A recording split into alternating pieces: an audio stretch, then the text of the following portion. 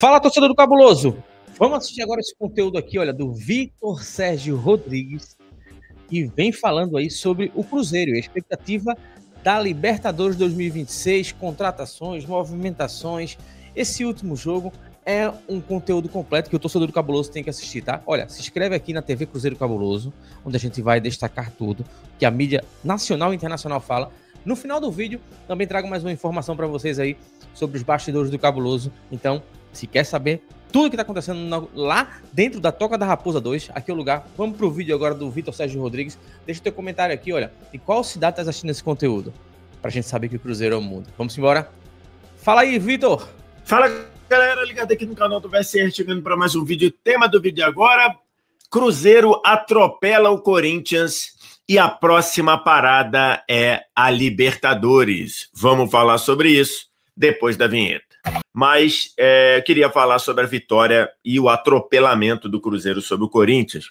E mais do que isso, eu queria falar sobre a classificação do Cruzeiro para a Copa Libertadores da América. Com a vitória ontem, o Cruzeiro garantiu vaga na fase de grupos da Libertadores. E eu respeito todo mundo que pensa o contrário, mas aqui, para mim, não existe esse migué, esse caô de dizer que classificar para as fases prévias da Libertadores é jogar a Libertadores. A pré-Libertadores é Libertadores. Desculpa, eu não compro essa ideia que a Conmebol quer te vender, mas, enfim, cada um acredita no que quiser, né? Quem cai na pré-Libertadores não jogou a Libertadores, do mesmo jeito que quem cai nas eliminatórias não jogou a Copa do Mundo. Ponto. Isso aí é o que eu penso. Não interessa o que a Conmebol diz para mim, mas para mim é isso, né? Quem cai na pré-Libertadores não jogou a Libertadores. Né, você, do mesmo jeito, quem cai na pré-Champions não jogou a Champions, mas tudo bem, tanto é que a UEFA nem considera gols na pré-Champions como gols de artilharia, né? Enfim, então agora que o Cruzeiro está garantido na fase de grupos, eu trato o Cruzeiro como voltando à Libertadores. E deixa eu só falar do jogo rapidinho, né? Melhores do time no campeonato. O Cruzeiro fez grandes jogos no primeiro turno, fez alguns bons jogos no segundo turno, em especial contra os dois líderes, né? Contra os dois primeiros do campeonato, contra Flamengo e Palmeiras fora de casa. Poderia ter vencido os dois, né? Fora de casa. Mas no segundo turno o Cruzeiro deu alguma oscilada, acho que era uma coisa natural, alguns jogadores caindo um pouquinho de desempenho, alguns jogadores com desfalques e tudo. Mas ontem o Cruzeiro fez das melhores partidas que o Cruzeiro fez no campeonato, né? Se você pega as estatísticas do jogo, que eu peguei lá no Flash Score, o Cruzeiro com menos posse de bola do que o Corinthians, e aí tudo natural, isso foi um perfil do Cruzeiro ao longo do campeonato, mas não é ficar sem a posse sendo totalmente dominado, não. É ficar sem a posse dentro de uma estratégia do Leonardo Jardim, e mesmo assim foi um número bem próximo ali, né? Corinthians 53, Cruzeiro 47, aí começa o atropelamento. Finalizações 17-4, finalizações no gol 7-0, chances claras 5-0, escanteios 9-3, Então, assim, a gente vê claramente uma superioridade do Cruzeiro pelas estatísticas, e quem assistiu o jogo também viu essa superioridade, né? Um Cruzeiro com a cara de Cruzeiro, conseguindo, até fiz esse tweet aqui, e botei lá no meu Twitter, @VitorSérgio, para quem não segue. Primeiro tempo muito bom do Cruzeiro, no ritmo dos melhores momentos da equipe, pressionando muito, recuperando rapidamente a bola e sendo preciso para acelerar e cadenciar no campo adversário, né? Uma hora ele acelerava, outra hora ele controlava um pouco mais. Caio Jorge finalizou uma bola complicada após o rebote para fazer 1-0 no Corinthians. Cruzeiro recuperando o ritmo, pensando na Copa do Brasil, né? E foi isso o primeiro tempo, isso aí eu fiz no intervalo do jogo. E no segundo tempo, o Cruzeiro foi ainda melhor, fez 2-0 de novo com o Caio Jorge e fez 3-0 depois com o Arroio, numa assistência do Caio Jorge, e fez 4-0, né, na reta final do jogo, no gol do Sinisterra, que até agora eu não consigo entender o que foi, por que o gol foi anulado, né? Dizer que o Sinisterra fez falta com o braço no Mateuzinho. Para mim, ali não tem braço nenhum de falta. O Mateuzinho não reclamou, o árbitro deu o gol no campo e depois voltou atrás. Eu queria entender por que o árbitro voltou atrás, né? Porque não houve chamado de VAR, o árbitro no campo marcou o gol. Será que o bandeirinha que está do outro lado disse para ele que tinha sido falta do Sinisterra no Mateuzinho? Assim, embaixo não achei falta, uma disputa normal ali por espaço. Em cima tem um braço assim, mas não tem gatilho, não tem movimento, não tem nada.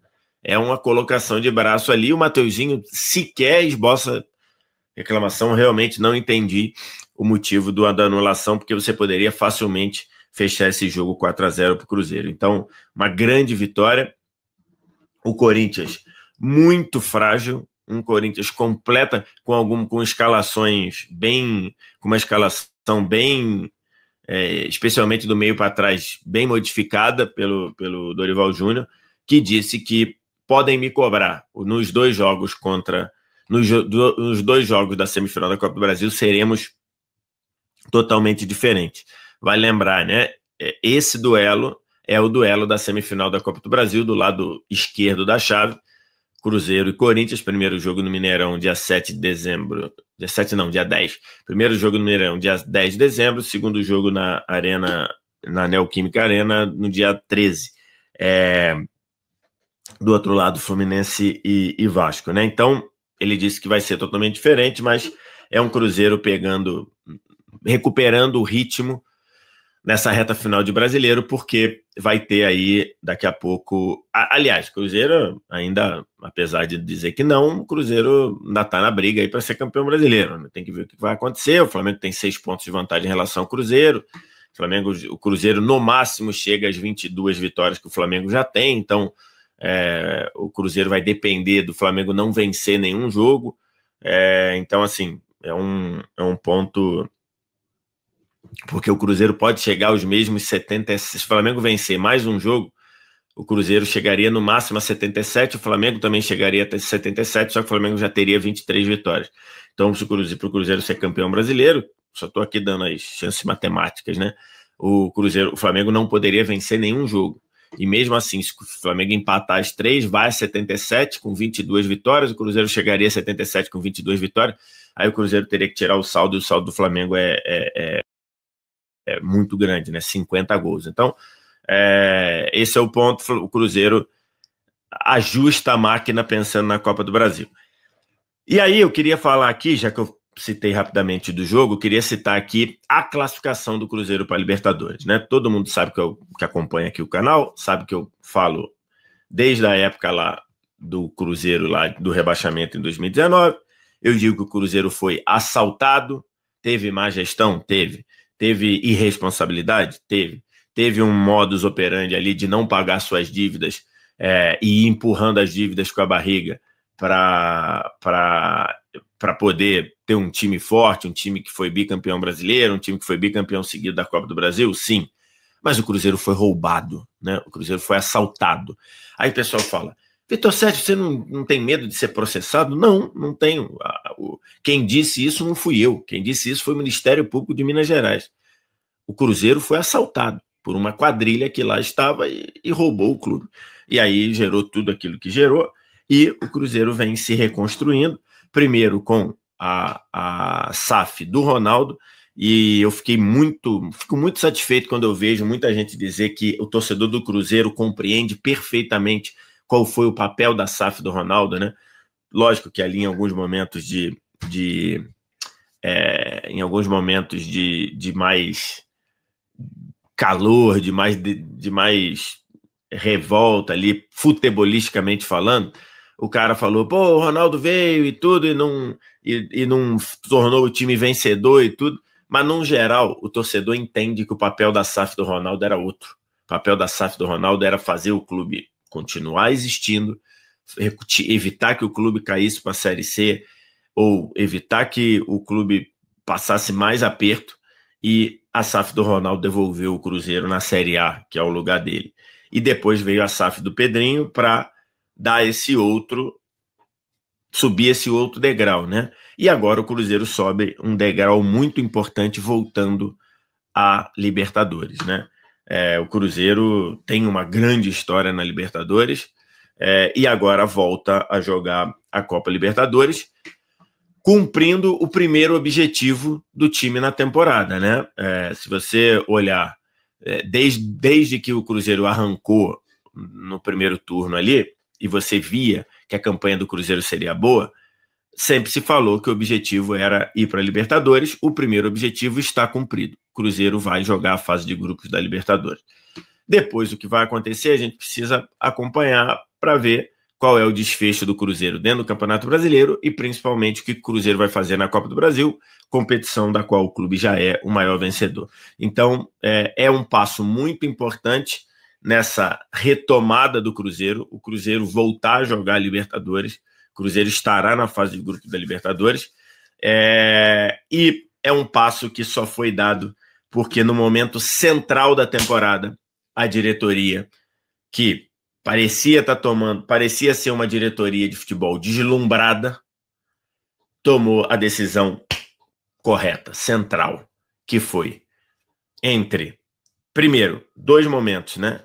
O primeiro, ir buscar um treinador de excelência como o Leonardo Jardim. Esse foi o primeiro ponto. Você ir buscar um Leonardo Jardim é você falar para todo mundo: aqui eu estou pensando diferente.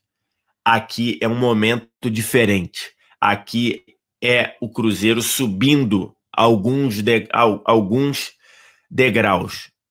Quando você vai buscar o Leonardo Jardim, você passa para o mercado essa informação. E estamos diferentes. Estamos num outro momento. Então, essa é a primeira ação que o Cruzeiro tomou e que essa classificação para a Libertadores começou lá, quando você vai buscar um treinador de excelência como Leonardo Jardim. E a segunda é quando a diretoria teve que agir. A diretoria agiu analisando o cenário e ficando do lado correto. Quando o Leonardo Jardim começou a tomar medidas que poderiam ser, entre aspas, impopulares, a diretoria bancou o treinador. Porque um treinador estrangeiro chegando no clube, botar Dudu e Gabigol no banco no mesmo momento, isso daí não é qualquer um que faz. E isso traz consequências. E isso traz problemas. E a direção de futebol, então, eu até então fiz algumas críticas ao trabalho do Pedrinho Lourenço, né? Não a condução dele do clube. E aí é aquela questão, ele não é um diretor de futebol, ele não é um vice de futebol político, ele é o dono do departamento de futebol. Então fiz algumas críticas ali, muito falando muito, querendo aparecer muito, dar muita entrevista. E nesse momento, ele mudou a postura e ele bancou quem devia ser bancado. Ele sustentou quem devia ser sustentado, e é o Leonardo Jardim. E essa classificação do Cruzeiro para a Libertadores agora, ela começou nesse momento, quando o Leonardo Jardim tomou duas medidas que poderiam ser muito impopulares, botar no banco as duas maiores contratações da era Pedrinho Lourenço, e a diretoria foi com ele. E aí tivemos posturas diferentes, né? O Gabigol aceitou o banco, aliás, onde está até agora, teve uma postura de contribuir com o time, de trabalhar em prol do time, enquanto o Dudu fez o que fez. O Dudu se revoltou, o Dudu teve uma postura inaceitável, e nesse momento, quando a gente já viu na história do futebol brasileiro cair treinador numa situação dessa, o Cruzeiro deixou claro que nessa disputa, nessa queda de braço, o Cruzeiro, quem levaria melhor seria o técnico. E o Dudu hoje está no rival do Cruzeiro, e o Cruzeiro hoje vai para a Libertadores e o Atlético Mineiro está passando aí o que está passando.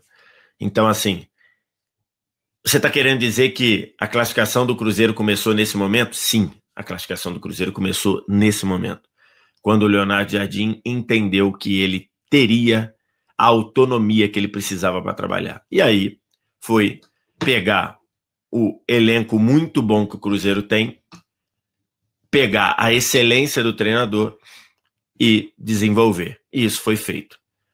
E agora você vê o Cruzeiro subindo esse degrau de jogar a Libertadores. Essa classificação tem muitos rostos, é claro. Tem a classificação, tem o rosto do Fabrício Bruno, que faz um campeonato maravilhoso. Tem o rosto do Cássio, que foi outro que melhorou a forma física, cresceu, voltou a jogar, porque senão iria para o banco. Ele percebeu, ou eu volto para um nível, ou eu vou para o banco. Tem o Kaique Bruno fazendo um campeonato brasileiro fantástico. Os dois volantes cresceram absurdamente, voltaram. O Romero sempre jogou muito bem, o Lucas Silva estava com alguma estabilidade, jogando muito. A entrada do Christian, aberto na direita, no lugar do... Né, você tira o Dudu e bota o Christian, né? Ou tira o Dudu e bota o Wanderson. O Dudu podia jogar em qualquer um dos dois lados, né? Você passa um recado, estou botando 2 jogadores trabalhadores no lugar de um jogador que nesse momento não está bem. E claro que a gente tem que falar de Matheus Pereira e Caio Jorge, né?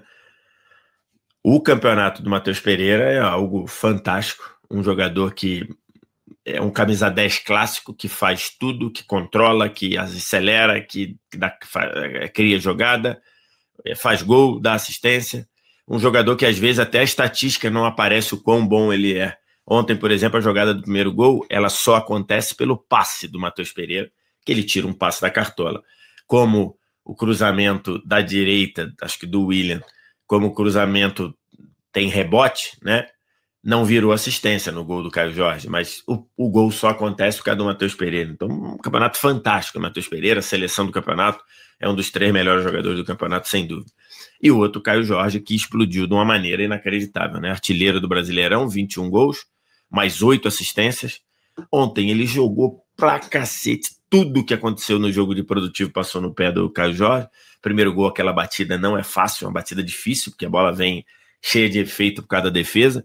No segundo gol, ele está de novo atacando a área, para pegar ali, não foi assistência porque o zagueiro tirou, né? Mas uma jogada muito boa do Arroio. Aliás, como caiu bem no time o Arroio, né?